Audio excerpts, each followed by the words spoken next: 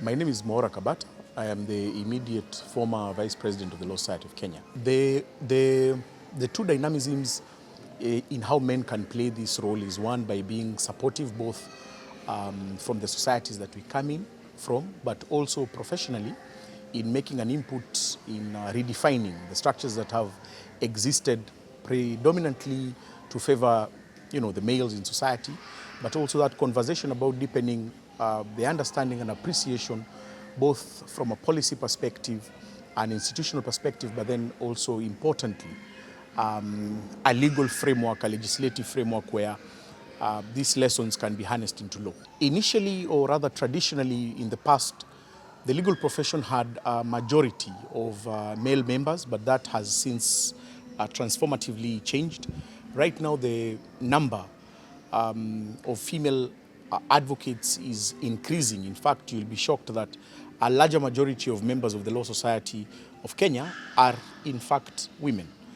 And so it is correct to say that probably historically the opposite was the case, but as we are currently fitted, many of these membership in fact are occupied by women, and we have seen an increase in the uptake from the judiciary, the Office of the Attorney General and the Office of the Director of Public Prosecutions, as well as other independent constitutional and statutory bodies where women have taken key roles in decision making, as well as impactful positions where main decisions are made.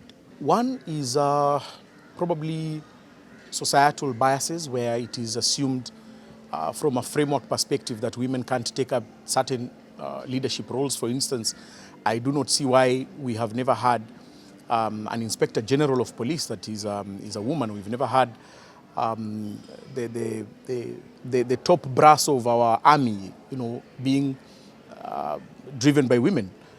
We have also not seen even a woman, rising to the presidency of this country. It is time, and we must not fear this. Our homes, our societies are driven by women. Why not our country? So it is important to emphasize and make that call that women can indeed take these leadership positions. Women, the outcome of women leadership has always proven itself to be something worthwhile. We have had male predominantly led leadership in this country for the last 50 or so years, and we can agree that whereas we may be contented with that, we still need more, and probably this can be achieved by an alternative gender-led leadership. Gender justice does not just cut one way. It does not affect women alone. In fact, you'll be shocked that even in silence, many men are victims of gender-based violence as well as gender injustice.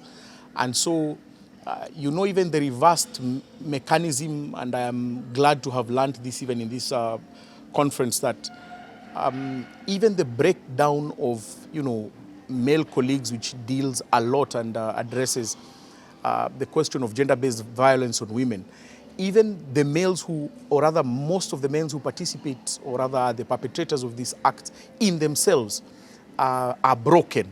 And so it is a conversation that must be had between men and women, because it does not only vilify one gender and with this preference is male, but both genders suffer gender injustice, probably not in equal measure, but you wouldn't say that it affects one gender. Relearn, learn new things. Learning is an endless process. What you have learned may not necessarily be correct. Yes.